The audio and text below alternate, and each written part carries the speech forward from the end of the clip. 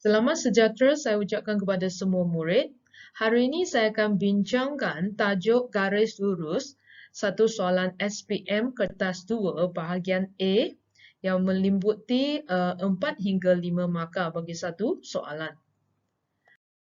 Okey, sebelum kami pergi ke soalan sebenar SPM, murid seharusnya menguasai kelima-lima subtopik ini dalam garis lurus.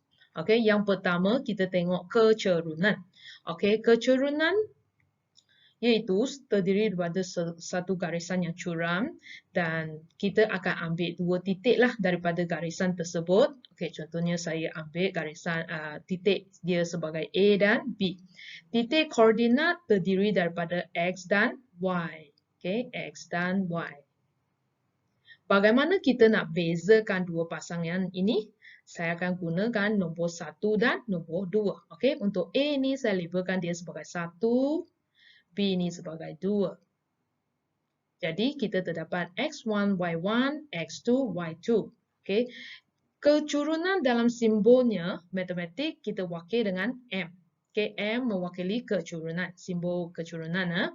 Okay, so formula dia ataupun rumus dia adalah Y2 tolak Y1 per dengan X2 tolak dengan X1. Jadi ini adalah rumus bagi kecurunan. Setelah kita tahu kecurunan, baru kita boleh form garis lurus. Okey, persamaan garis lurus. Okey, persamaan garis lurus iaitu Y sama dengan MX tambah C. Jadi M di sini adalah kecurunan. C di sini menunjukkan pintasan Y. Pintasan Y. Ya. Okey, garis lurus selari, okey, di mana terdiri daripada dua garisan. Jika garisan AB adalah selari dengan garisan CD.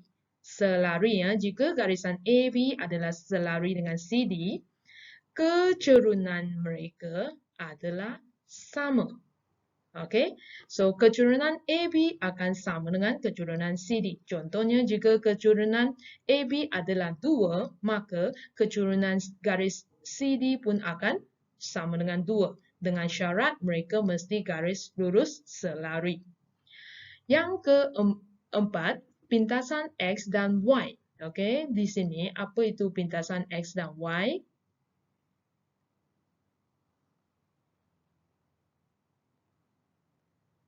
Okey, ini adalah paksi X, ini adalah paksi Y. Dan satu garisan yang memotong, kalau garisan tersebut dia memotong pada paksi X, ini paksi Y, minta maaf, paksi Y, maka ini merupakan pintasan Y. Manakala garisan tersebut memotong pada paksi X, titik di sini merupakan pintasan X. Okey, jadi buat kesimpulannya, apabila pintasan X, Y dia akan sama dengan kosong. Dan X dia mempunyai nilai yang tertentu. Jika X di sini ialah negatif 3, maka pintasan X adalah negatif 3. Pintasan Y adalah koordinat yang memotong pada paksi Y. Maka maksudnya X dia adalah kosong. Dan Y-nya terdiri daripada nilai yang tertentu. Jika Y di sini adalah 5, maka pintasan Y adalah 5. Secara tidak langsung, pintasan X dan Y boleh juga kita gunakan untuk mencari kecerunan. So, kecerunan terdapat lagi satu rumus, lagi satu formula, iaitu negatif pintasan Y bahagi dengan pintasan X. So, murid boleh guna kecerunan, formula kecerunan yang pertama iaitu guna dua koordinat, ataupun murid juga boleh guna pintasan. Jika soalan memberi pintasan, murid boleh menggunakan pintasan untuk cari kecerunan. Okay, setelah kita menguasai kelima-lima konsep yang kita bincang tadi, bolehlah kita jawab soalan format SPM sebenar bagi tajuk garis lurus. Soalan yang diberi ni adalah soalan kertas 2 bahagian A sebanyak 5 markah. Okay, dalam raja 1, Garis lurus PQ adalah selari. Okay? Selari dengan garis lurus SR. So, ini adalah maklumat pertama. Maklumat yang seterusnya, titik P terletak pada paksi Y. Titik QR terletak pada paksi X. Jadi, ini boleh dinamakan titik P adalah pintasan Y, Q dan R adalah pintasan X. Okay, soalannya, cari A. Persamaan bagi garis lurus SR. B. Pintasan X bagi garis lurus SR. Jadi, murid nampak tak? Soalan garis lurus biasanya dia ada kesinambungannya. So, kalau jawapan A kamu betul, ia akan memberi kesan kepada jawapan B kamu. Okay, so mari kita jawab soalan A dulu. Okay, persamaan garis lurus SR. Persamaan garis lurus, okay, formula persamaan garis lurus ialah Y sama dengan MX tambah C. Okay, kita nak cari kecurunan. Okay, tengok garisan SR.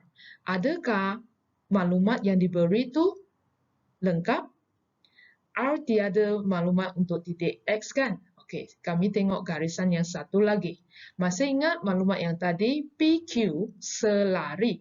Kalau selari, kecurunan PQ akan sama dengan kecurunan SR. Jadi untuk dapatkan kecurunan, saya boleh guna maklumat PQ. Okey, PQ ni kecurunannya,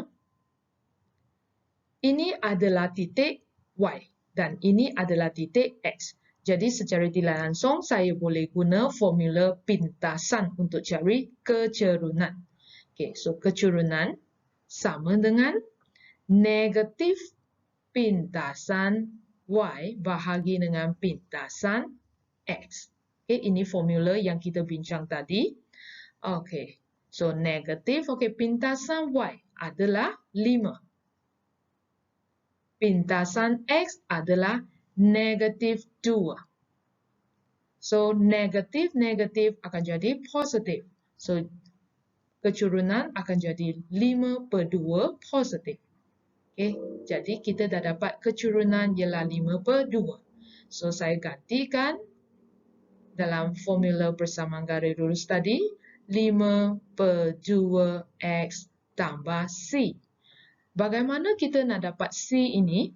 Okay, tengok balik garisan SR. Dia ada koordinat S kan? Okay, kita gunakan koordinat X 6, 7. Di mana X adalah 6. 7 ini adalah Y. Okay, gantikan nilai XY ni ke dalam persamaan garis lurus ini.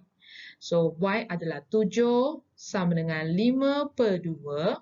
X kita adalah 6 tambah C. So, boleh kita kecilkan 6 bahagi dengan 2, kita dapat 3. Jadi, 7 sama dengan 5 darab 3 ialah 15 tambah C. Nak dapatkan C, 15 ni pindah ke sebelah kiri akan jadi tolak. 7 tolak 15. So, 7 tolak 15, C kita akan dapat negatif 8. Okay, dah dapat C ni, kita ganti masuk dalam persamaan garis lurus yang atas ni. So, Y sama dengan 5/2X tambah C kan? C saya ialah negatif 8.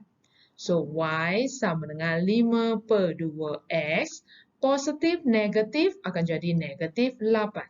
Jadi, ini adalah jawapan bagi soalan A. Jangan tinggalkan jawapan dalam positif, negatif dan ada kurungan, maka kamu tak akan dapat secara lengkapnya. Yang soalan B, okay, setelah selesai soalan A, soalan B-nya, pintasan X bagi garis lurus SR. Pintasan X. Masih ingat yang saya bincang tadi? Kalau pintasan X, Y-nya, nilai Y-nya adalah kosong. Ya, betul. Kosong, ya. Okay, jadi saya gantikan nilai Y kosong ni dalam jawapan A tadi. Okay, so, kosong sama dengan 5/2X tolak 8.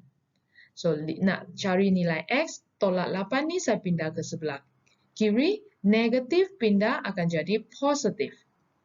So, 5/2 X. Saya nak dapatkan nilai X. Jadi, 5/2 ini pindah ke sebelah kiri akan jadi darab 2/5. Sentiasa ingat kalau pecahan, pindah akan jadi terbalik. Okay. So, saya gantikan dekat sini. Okay, tekan kalkulator, murid akan dapat 16/5. So, ini adalah jawapan untuk soalan B. Dari segi pemarkahan, anda akan dapat markah secara 1 markah di kecerunan, 1 markah di pintasan Y ataupun C, dan jawapan lengkap untuk jawapan persamaan garis lurus. Untuk soalan B pula, secara jika nampak nilai Y sebagai sama dengan kosong, you akan dapat 1 markah, dan markah yang untuk lengkap pintasan X, you akan dapat 1 markah juga. Jadi, jumlah markah adalah 5. Sekian, terima kasih.